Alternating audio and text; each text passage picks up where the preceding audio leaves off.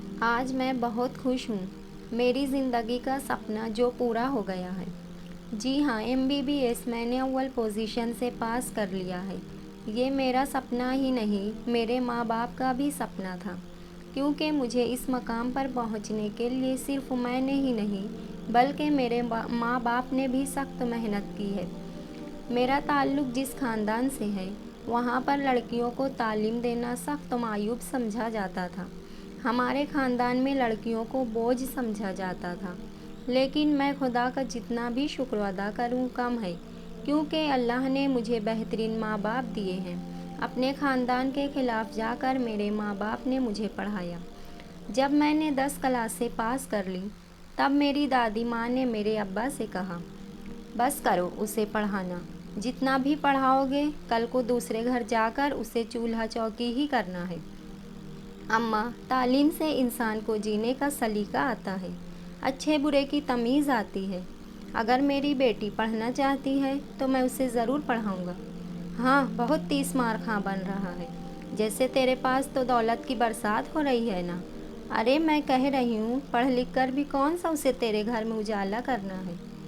छोटी सी किराना दुकान में तू क्या कर लेगा।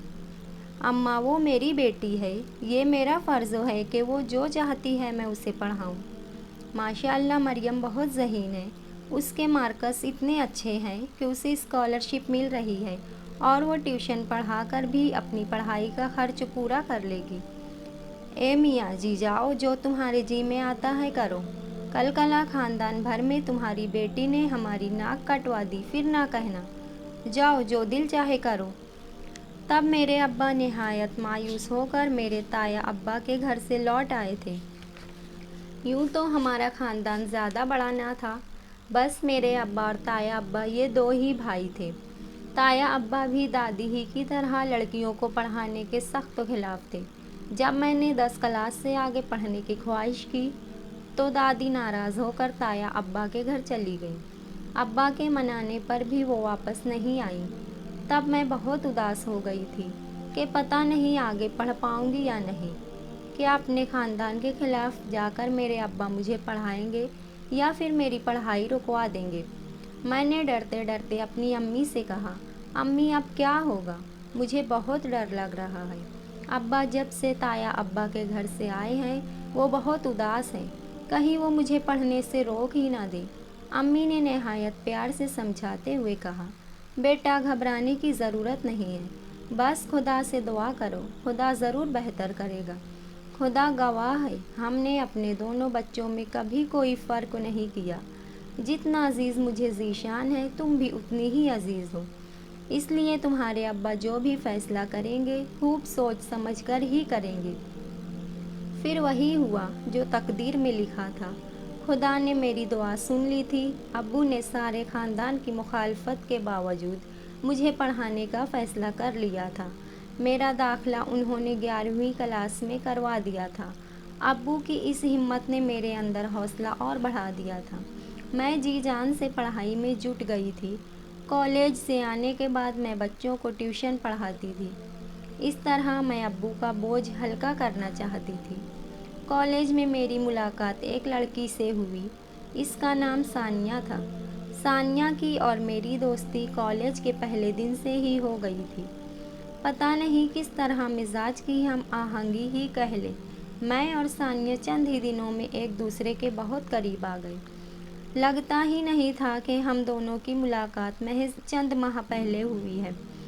सानिया के ख़ानदान में सानिया, उसकी बहन और एक भाई था। एक दिन पीरियड फ्री होते ही मैं और सानिया कैंटीन में चले गए। सानिया आज मुझे कुछ उदास सी लग रही थी। सुबह से मैं नोट कर रही थी, मगर पीरियड फ्री होते ही मुझसे सब्र नहीं हुआ और मैंने सानिया से पूछ ही लिया, सानिया क्या हुआ है, आज सुबह से तुम कुछ उदास लग रही हो। क्या करूँ यार, घर में आप ही की वजह से बहुत टेंशन चल रही है। क्यों, खैरियत क्या हुआ। बड़ी आपी के ससुराल वालों ने उन्हें घर से निकाल दिया है। आपी की शादी से लेकर आज तक उनके ससुराल वाले यही करते हैं। जब उनके मन में आए नई डिमांड कर देते हैं, कभी टीवी, कभी फ्रिज, कभी ये कभी वो। अगर उनके मुतालबात पूरे ना किए जाएं तो इसी तरह आप ही को घर से निकाल देते हैं।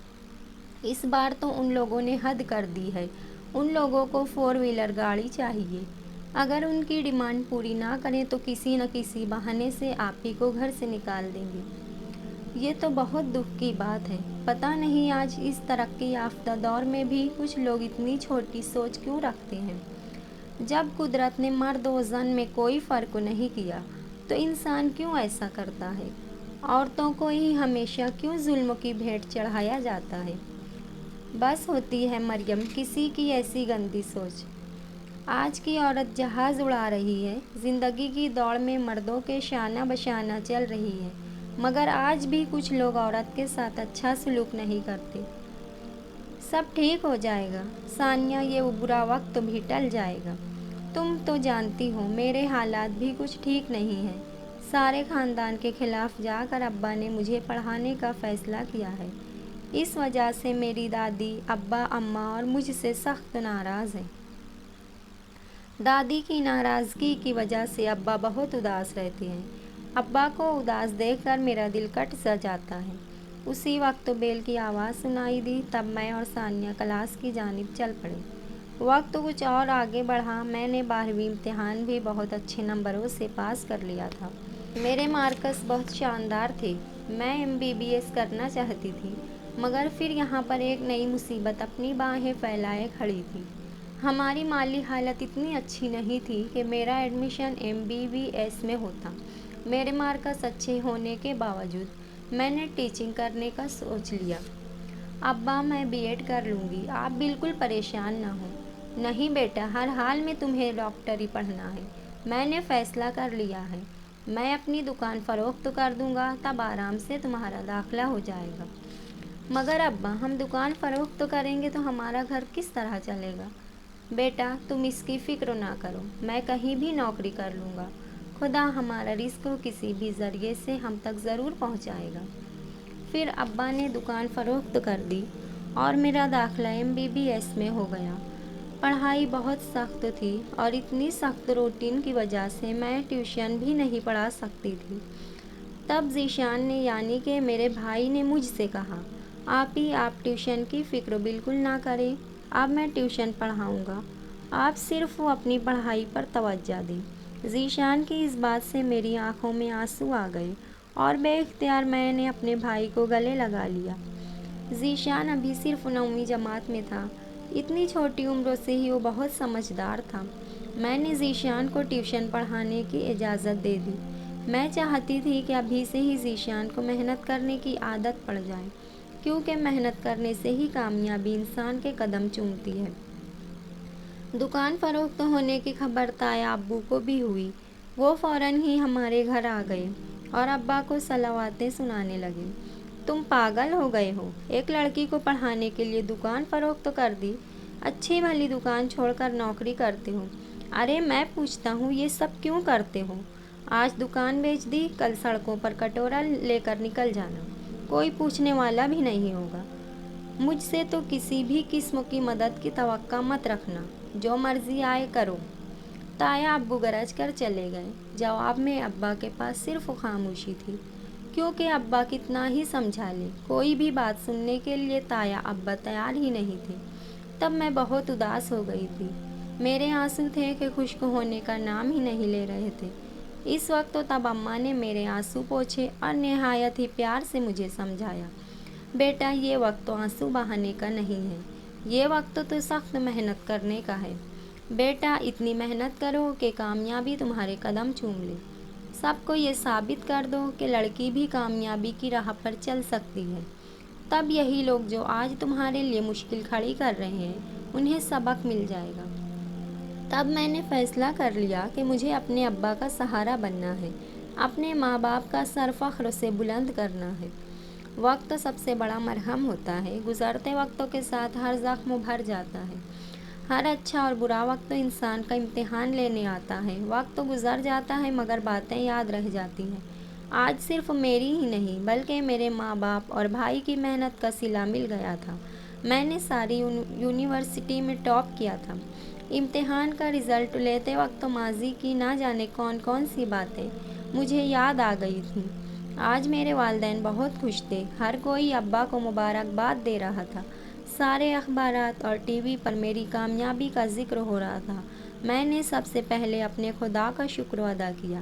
اگر وہ میری مدد نہ کرتا تو مجھے یہ کامیابی نہ ملتی۔ میری کامیابی کی مبارکباد لوگ صرف ابا کو ہی نہیں بلکہ تایا ابا کو بھی دے رہے تھے۔ ابو کے کہنے پر میں امی ابو کے ساتھ دادی جان سے ملنے گئی۔ دادی جان کو اپنی غلطی کا احساس ہو گیا تھا۔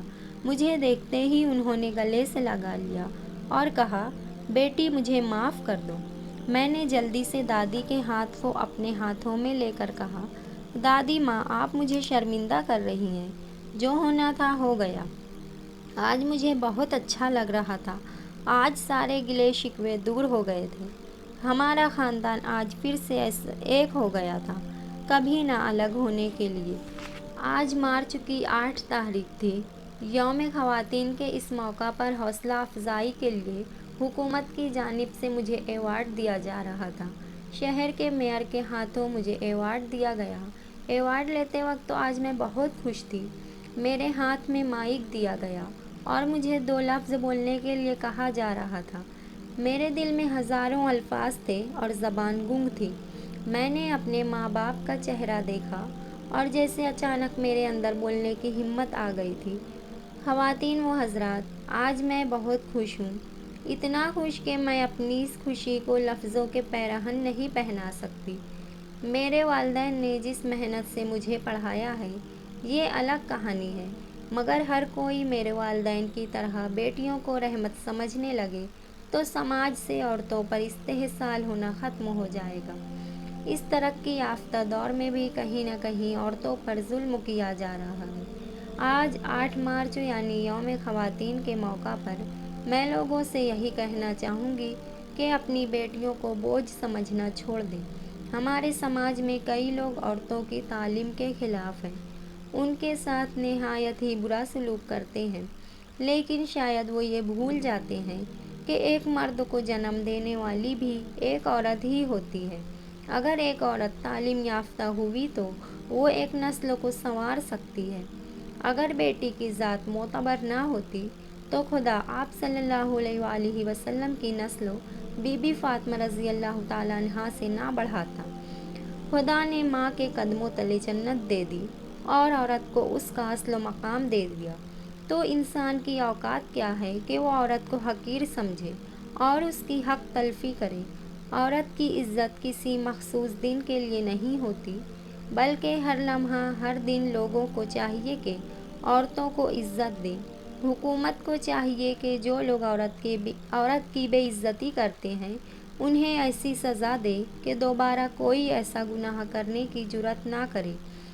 آج کے دن سب کو عہد کرنا چاہیے کہ مل جل کر معاشرے میں عورت کو اس کا جائز حق دلانے کی جدوجہد کریں گے۔ شکریہ۔ اتنا کہہ کر میں خاموش ہو گئی۔ سارا ہال تالیوں سے گونج اٹھا۔